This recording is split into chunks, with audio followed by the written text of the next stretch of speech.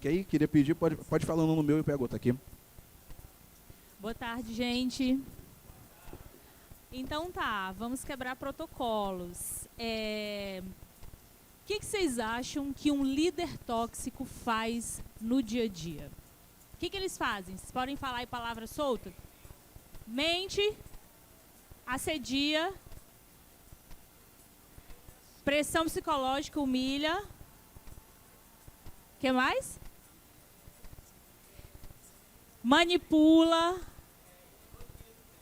Ah, mas ele é passivo-agressivo, né? Então tá. Gente, eu sou Diana Soares, eu sou uma ex-líder tóxica e eu trabalhei 17 anos no ecossistema Caixa, dentro de agência durante anos e também nas superintendências. Então é um prazer muito grande falar com vocês, porque a Caixa é a base de toda a minha formação profissional. E eu sou ex-líder tóxica porque eu era míope, egocêntrica, narcisista, gordofóbica, etarista. E o que a maior parte dos líderes mas não assume, não faz terapia o suficiente para isso, porque acha que já sabe tudo. Mas eu também sou uma funcionária que era oprimida e me tornei uma líder opressora. Então, eu não passo pano para mim mesma, mas eu também faço parte de uma estrutura patriarcal, machista. E aí, eu não queria deixar de só citar rapidamente para me apresentar devidamente para vocês, que a fala do início da ministra me gatilhou muito. Que bom que o meu bloco foi esse aqui, porque eu também sou vítima de violência doméstica na primeira infância. Sou filha e neta de mulheres sertanejas, eu sou cearense, e eu carrego a violência no meu corpo. Durante anos eu fui espancada pelo meu pai e minha mãe também, até que minha mãe precisou fugir de casa. E por que eu estou contando isso? Porque líderes tóxicos, eles não acordam um dia e dizem: hoje eu vou ser filha da... e eu vou assediar, e eu vou falar com... O líder tóxico, ele não tem consciência que ele é violento com ele, e quando ele tem o poder na mão, ele começa a ser violento com as pessoas que ele lidera. O nível de miopia, devido ao discurso meritocrático, faz até mesmo uma pessoa inteligente, como eu me considero, ser burra e ignorante na forma que trata as pessoas. Então, o meu processo nada mais é do que o processo de muitos líderes, que um dia vocês podem ser líderes, ou vocês já são líderes, de pessoas que acreditam no discurso meritocrático, até o dia que você se mata, vira workaholic, tem burnout, dá seu sangue pela empresa, você é reconhecido por sacrificar sua vida e sua família em prol de uma meta, e você não percebe que você vai se transformando num gremlin, numa pessoa odiosa, e no fundo você só acha que está fazendo o seu trabalho porque o discurso da empresa bate palma e tu ganha cargo, tu ganha salário e tu é promovida. Sendo assim. Então, essa coisa de que o sonho do oprimido é ser opressor, isso vale tanto para o discurso social de consciência de classe, quando a gente fala de pessoas brancas, pessoas pretas, mas também vale para o mundo corporativo. Porque existe o assédio moral, o assédio sexual e existe o assédio organizacional, o qual eu e muitas pessoas estão submetidas e não percebem. Então, o meu processo foi esse, e é um processo até hoje, terapia, e terapia, e terapia, e sandálias da humildade para poder me reconhecer nesse lugar. Um tema interessantíssimo, desperta curiosidade, um monte de gente vai depois para o Google para estudar, para poder se aprofundar nos temas, mas eu queria trazer a reflexão desse tema que dialoga muito, muito, muito, embora a gente possa achar que não. Tanto da propriedade do corpo do outro, quanto da propriedade do patrão ao funcionário. É a propriedade privada dos meios de produção, né? Para trazer aqui Karl Marx, porque a mulher, além dessa questão do amor romântico, é a propriedade de um corpo do outro, mas principalmente a propriedade do homem sobre o corpo da mulher, que é a mulher que nada podia. A poligamia sempre foi legalizada e validada pelos homens, mas para a mulher não, é crime. Já foi para a fogueira por isso, inclusive. No mundo do trabalho, no mundo corporativo, a mesma coisa. Nada menos do que a extensão da ideia escravocrata. Eu pago pela força de trabalho e você é meu. Então quem manda em você sou eu. Não só no seu trabalho, na sua criatividade, mas no seu coração e na sua mente. E hoje, a gente poder discutir isso abertamente, sem censura, e poder trocar ideias e se aprofundar, é uma libertação, é a revolução propriamente dita. E precisamos avançá-la cada vez mais contundente, nem um passo atrás. Pois bem, esse é o meu pronto, falei. E a pergunta é para a nossa ex-líder tóxica, que eu fiquei curioso com o conceito que eu não conhecia e vou estudá-lo. Mas dá para a gente uma ilustração do que é o assédio organizacional? Obrigada. Oi. Tá. O assédio organizacional... tá. O assédio organizacional, basicamente, é a cultura de uma empresa e todas as mensagens implícitas no jeito com que a gente trata uns aos outros. Então, vamos dar um exemplo. Tem uma agência e vai ter uma reunião e o GG chega lá e a forma como ele fala, se dirige, se ele usa um dedo em riche, se ele usa adjetivos, se é sarcástico, se ele expõe pessoas que não estão alcançando a meta, ou ele demonstra um certo favoritismo e elogia demais uma pessoa ou invisibiliza outra, não necessariamente isso vai ser um assédio moral, porque ele não está perseguindo uma pessoa. Mas ele, como figura máxima daquela loja, daquela agência, daquele setor, ele está dando recados de qual é o exemplo e o que a empresa fala, porque ele é o modelo. Então, nesse exemplo ilustrativo, ele representa a entidade máxima dentro daquela agência e ele se comunica de um jeito, ele escreve o e-mail de um jeito e todo mundo que está ali olha para aquela figura e pensa, bom, ele veio da reunião tal, né, com as SRs, ele é o líder, ele dá o exemplo e, naturalmente, sem você perceber e sem sentir, os gerentes começam a repetir aquele comportamento e isso sempre de maneira implícita. Então, o assédio organizacional é como se fosse uma permissão velada e implícita na forma como eu escrevo, como eu falo, como eu conduzo reuniões, e que faz com que eu sinta que eu não posso ser eu mesma, que eu tenha medo de levantar a mão e perguntar. E eu acho que se eu vou militar, se eu vou sindicalizar, se eu vou questionar as decisões, eu tenho medo. Então, esse assédio, ele é muito estrutural. Eu acho que essa é a palavra que eu posso ilustrar para vocês. A Giza Maravilhosa trouxe um exemplo sobre relações. Vocês sabem... Agora eu queria ouvir o chute de vocês.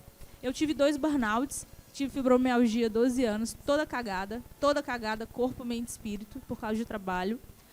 Vocês sabem o que é que causa burnout? O que vocês acham? Era isso que eu queria falar? Então é melhor você perguntar. Então, pode... Então, vai lá. Tá, primeiramente... Boa tarde, meu nome é Henrique, eu sou de Santa Catarina, eu vim aqui até o Rio de carro, né? Só para estar aqui, né? Porque 2019 foi muito bom. Mas assim, eu queria trazer um conceito, eu também sou formado em filosofia, né? E que eu acho que linka bem o que as duas falaram, a Diana e a nossa especialista ali convidada, né? Porque é esse lance da sociedade do cansaço, né? Que é o livro mais famoso, né? Que isso é estrutural, né? Isso toda a sociedade está caminhando para isso. Então, eu acredito que essas novas formas de amar também estejam surgindo pela mudança das relações sociais, né? Com a internet, com as redes sociais, com tudo acelerando. E a gente vê esse fenômeno de tudo tá acelerando ao mesmo tempo, porque a gente vive no celular e tal. Isso é algo bom, mas é algo ruim. Eu acredito que para cada portas que se abrem, outras se fecham, né? E eu acredito também essas novas formas de amar, assim, não é que tem um bom ou um ruim, né? Só muda, né? Só é diferente. Dá para ser feliz, eu acho, que em qualquer sistema de valores, né? Se tu tiver liberdade para poder falar, se respeitarem a tua individualidade, né? Isso é um aspecto, né? Que as pessoas não vão deixar de ter ciúme, as pessoas não vão deixar de ver os outros como propriedade, enfim. Vai ter sempre um aspecto disso. Mas o que eu penso do link das duas coisas será que essas duas coisas não estão interligadas no sentido, será que essa mudança nas novas formas de amar não seja um reflexo do aceleramento da individualidade, da sociedade do desempenho, de a gente querer o desempenho do outro, sabe? Sempre, entende? Eu acho que as duas coisas estão ligadas, entendeu? As novas formas de amar, né? Também, e a sociedade do cansaço, que causa o burnout, que causa, né, a liderança tóxica também, né? Que ela é também um reflexo do mesmo fenômeno. Eu acredito que todos esses fenômenos estejam interligados. Bom, é isso. Obrigada. Gente, e aí, vocês acham que o burnout, a causa dele é o excesso de trabalho? O que vocês acham? Sim ou não? Excesso de carga horária? Vocês acham que o excesso de carga horária burnout a gente? Ajuda, você acha que ajuda, né? Eu acho que eu não fui claro, mas é esse lance da sociedade do cansaço. Em todo lugar que a gente vai na rede social, estão lá exigindo da gente postar, né, ser aquela pessoa perfeita o tempo todo, né? Não é só no trabalho, né? Em todos os ambientes estão contaminados por essa busca pela produtividade de ser melhor e melhor e melhor.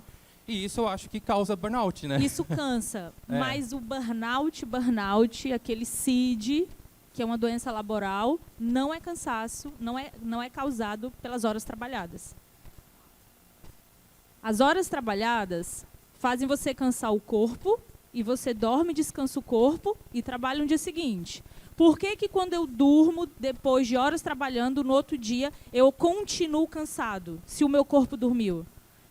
Porque o problema é a mente, mas é mais profundo. E aí eu vou encerrar aqui. Já que você falou isso, eu recomendo muito o Dejus, Christophe Dejus, que é o maior especialista hoje na loucura do trabalho, esse é o título. Está provado, gente, que o que adoece a gente no trabalho é a solidão. Não é a carga horária. É a solidão. É não poder se vulnerabilizar com os nossos colegas e ter um nível de relação fria e distante com o nosso gestor. Trabalhar em qualquer instituição onde eu estou rodeada de pessoas e não sentir nenhuma conexão e não poder ser humano e me sentir sozinha afetivamente é o que está adoecendo a nossa alma e impede a felicidade no trabalho. Então, se eu pudesse dar uma receita de uma mulher que já amou e odiou o trabalho e trabalhou no lugar exatamente onde vocês estão, tenham companhia, chorem, se vulnerabilizem, aprenda comunicação não violenta para dar um feedback em quem tem que dar, porque às vezes é isso, às vezes é com prazer, às vezes é com dor, mas bota para fora isso que está engasgado aqui, porque é isso que vai livrar a tua saúde mental. Tu pode trabalhar 4 horas por dia. Se tu trabalha com um monte de filha da mãe, que tu não pode confiar e com um chefe tóxico, tu vai adoecer só trabalhando 4 horas por dia. Mas tu trabalha 16 horas por dia, mas essas 16 horas, você pode zoar, você pode rir, você pode se vestir, você pode soltar um palavrão, você pode zoar, você tem proximidade do seu chefe, você não vai burnoutar. Isso, não só sou eu não. Quem sou eu para falar isso? São os estudos da área do adoecimento do burnout que fala isso. Pronto, falei. Oi? Pronto, falei. Espera aí que tem uma pessoa com o mic ali no cantinho, ela tá um tempão já ali, ó.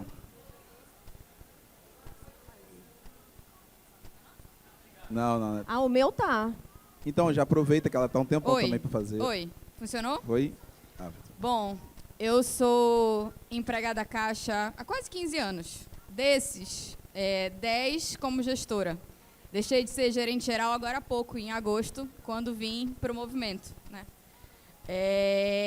E nessa batalha contra a liderança tóxica, que foi sempre o caminho contrário pelo qual percorri. E eu fui vítima desse assédio organizacional que queria me forçar a ser uma líder tóxica, coisa da qual eu nunca aceitei. Então, acho que essa é a geração que a gente quer construir, né? Eu tenho menos de 40, então eu sou do pronto falei. E acho que a gente está aqui para semear essa semente, assim, da gente lutar contra isso que estão querendo transformar a nossa empresa, né? Eu vim do movimento social, do movimento estudantil, e vim para a Caixa por acreditar no que a Caixa é, um banco além de um banco, do atendimento social, do atendimento a toda a nossa população, e trazia comigo esse valor muito forte, por imaginar ser uma empresa feliz para se trabalhar. Logo depois, também fui alçada a gerente, porque também tinha dentro de mim essa vontade de seguir carreira, de ser uma boa profissional, e isso para mim era valor. Mas não era um valor maior do que interferir ou construir resultado sob a infelicidade de qualquer colega meu. Isso me custou muito.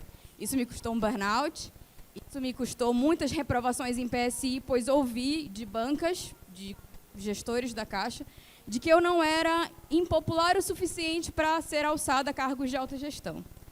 Que eu não sabia ser escrota, né? Que eu não sabia tomar decisões impopulares. Mas isso, para mim, mantenho e mantive, e isso, para mim, foi até um elogio.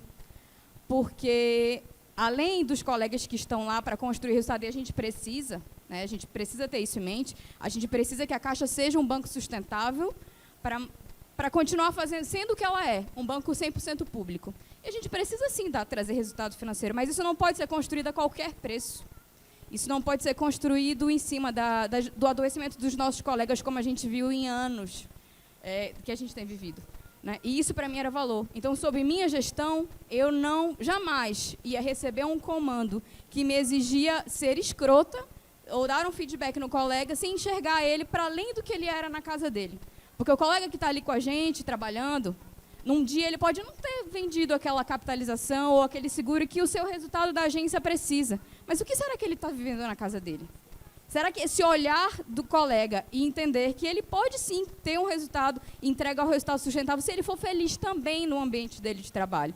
E é isso que eu passei para todos os colegas por onde eu passei, que me custou saúde mental, que seja, mas com orgulho de saber e que essa é a Caixa que eu acredito, e acho que isso que está sendo demonstrado aqui é aquilo que a gente pode levar e construir, de que sim, a gente tem que entregar resultado, mas sim, nós temos que ser felizes, e a gente não pode aceitar que a nossa empresa se torne uma empresa que vise apenas a meritocracia, sem enxergar o colega dentro da sua individualidade.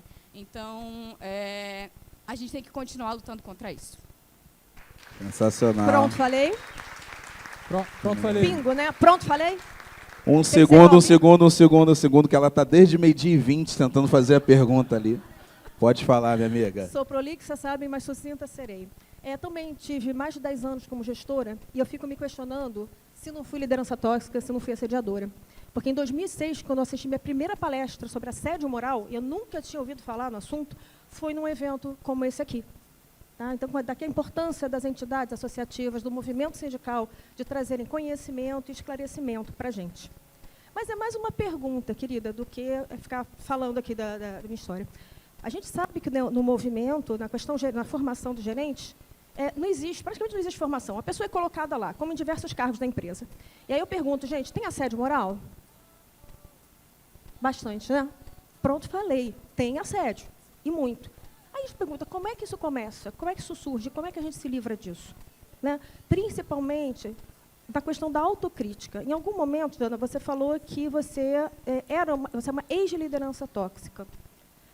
Por favor, eu peço, compartilha com a gente como foi que você saiu desse poço. Porque eu lembro do meu choque quando falam em assédio moral. Sim.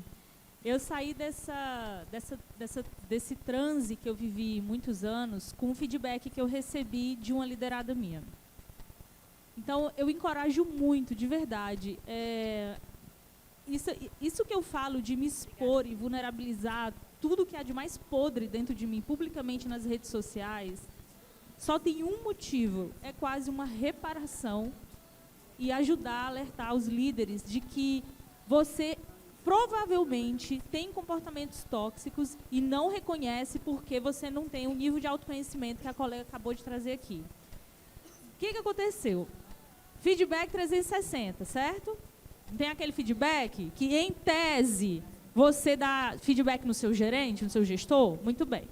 Chegou um desses feedbacks e a minha assistente administrativa sentou na minha frente. Então, eu dei feedback nela, ela tinha que dar feedback em mim. E ela estava meio trêmula. E ela era muito próxima a mim. É Sabrina o nome dela. Ela estava muito trêmula e ela disse, Di, então, eu não sei como você vai reagir a isso que eu vou te falar. Tá frio, né? Tá muito frio. Então, se eu a gente achei que puder era só aumentar eu a temperatura também, do ar. de frio. pessoal, é Rio de Janeiro, pode botar o ar no 12. Não, peraí. mas pelo amor de Deus. Alguém aí vai ajudar a gente. E aí a Sabrina começou, ela olhou para mim e parecia que ela estava de frente para um monstro. E sim, para algumas pessoas eu era um monstro, para outras eu era uma querida, porque eu tinha um favoritismo, né? Lascado, para não dizer outra palavra. Mas nenhum gestor tóxico acha que tem favoritismo, porque a gente, né? Alecrim dourado. Todo mundo tem favoritismo, tá, gente? Todos os gestores estão me ouvindo aqui. Vocês têm favoritismo. O nome disso é projeção. A gente julga quem é diferente da gente. Ponto. Sabrina chegou e disse, Di, eu tô nervosa, eu preciso te dar o feedback e, sinceramente, parece que você é duas pessoas. Eu vejo você fazendo reunião, ligando para as pessoas e eu não sei quem é essa pessoa, porque no dia a dia comigo você é diferente. E eu disse assim, Sabrina, mas por que você está tão nervosa? É um feedback, eu vou te ouvir. Dia, eu não sei o que vai acontecer comigo se você me demite depois disso, mas eu preciso falar, porque eu estou sofrendo vendo as pessoas falando mal de você, sendo que eu vejo você de um jeito aqui e outro lá. E esse lá é reuniões, visitas em agências e por aí vai. E aí ela me trouxe esses exemplos, ela me trouxe alguns exemplos de momentos que ela me viu falando, ou exemplos de e-mails, por exemplo, coisas concretas. E ela disse, você não é assim comigo, mas com fulano e ciclano você é. E aí eu entrei num processo depressivo de alguns meses, tá? Porque eu meio que acordei um dia achando que eu era a bichona, porque óbvio que eu dava muito resultado, esfolando a mim e as pessoas. Lembrando que líderes tóxicos são pessoas adoecidas, tá? Porque pessoas saudáveis não machucam as outras, e pessoas que se machucam, machucam as outras. E aí eu peguei a pesquisa de clima, que é aquele que os gerentes recebem, e eu fui ler isso, e pela primeira vez eu decidi acreditar no que estava escrito lá e parei de dizer que os outros eram mimizentos. E aí eu entrei numa fase de merda, assim, na minha vida profissional, e fui aprender comunicação não violenta, e depois disso eu comecei a me comunicar falando o que realmente eu sentia e eu queria, sem adjetivar, e fui entender isso. Então, assim, duas coisas que eu queria compartilhar com vocês. Deem feedback nos gestores e pares de vocês. Estudem a comunicação não violenta para que vocês não fiquem com medo de se expor. A gente precisa de ferramenta para poder falar, porque a gente não fala as coisas para o nosso chefe por medo de retaliação, por medo de conflito, porque a gente não sabe organizar as palavras na boca. A gente pensa, filha da mãe, escroto, assediador, ignorante, lá, lá, lá. Só que a gente não pode falar, certo? Ok. E aí o que acontece quando você acha que ele é um grande filho da mãe ou ela e tu não fala nada? Tu somatiza e tu adoece. Então o que eu faço? Aprende a falar. Vai aprender a falar. Quem que a gente teve alfabetismo emocional? A gente é analfabeto emocional, a gente não sabe nem organizar as palavras. Então quando vem aquele chefe, a gente não fala. Então, o meu processo de despertar foi uma pessoa da minha equipe, sentou comigo, organizou as palavras, me deu um choque de realidade e eu passei meses amadurecendo até que eu fui me transformando e fui pedir desculpa para muitas pessoas, me redimir. E até hoje no meu Instagram, gente, sabe o que acontece? Eu tenho um Reels que viraliza, vem um ex-liderado meu de quando eu tinha 25 anos e diz, eu te chamava de vaca soberana. E esse é o meu print de apresentação. Eu sou uma vaca soberana para algumas pessoas. Não sei se era pra gente rir disso não, galera. Pode rir, eu era uma vaca mesmo, tá? E assim, coitada da vaca, né? Mas por que eu estou dizendo isso? Porque tá vendo como quando eu não estou tentando ser alguém, eu só sou eu posso ser uma pessoa legal? Sim. Mas para outras pessoas eu não fui, porque eu tentava ser um personagem. Agora eu vou te dar a receita caseira de como lidar com isso, tá? No exemplo que eu dei, que eu recebi um feedback, como que a Sabrina fez eu me sentir? Mal, o que mais? Tem uma palavra, como que quando ela desabafou e ela falou envergonhada, será? Culpada. Então, eu diria para você que a receita caseira, quando a gente não consegue usar esses dispositivos, que a gente é perseguido sim, tá? Você precisa elaborar um feedback que leve esse gestor a se sentir culpado. Porque aí você vai plantar uma semente desgraçada no coração dessa pessoa, para ela ir para casa pensando que ela é um ser humano ruim, que vai... E é real que estou falando. E aí a pessoa vai dizer, não, mas eu sou um pai bom, eu sou um filho bom, será que eu sou um chefe ruim? Então você precisa mexer numa estrutura interna daquele ser humano para tocar ele como ser humano. E isso se dá com exemplos claros e objetivos. No dia da reunião, você falou X, Y, Z. O e-mail que você mandou tinha isso, isso e isso. Lá. Traz 4, 5 exemplos e faz a pessoa se sentir culpada. Por quê? As pessoas podem até fingir pelo cargo que elas são inatingíveis. Mas quando você consegue fazer ela sentir culpa pelo que ela falou, que ela escreveu, você plantou uma semente que essa pessoa vai mudar o comportamento com você. Porque você não atacou o gestor. Você atacou o ser humano por trás do cargo. E isso funciona na prática. Funciona. Ninguém é uma pedra de gelo. Todo mundo tem emoção. E você vai pegar numa das emoções mais duras, que é a culpa e a vergonha. E isso funciona na prática. Mas aí você tem que ter técnica para falar sem xingar o cara, porque a vontade é essa, né?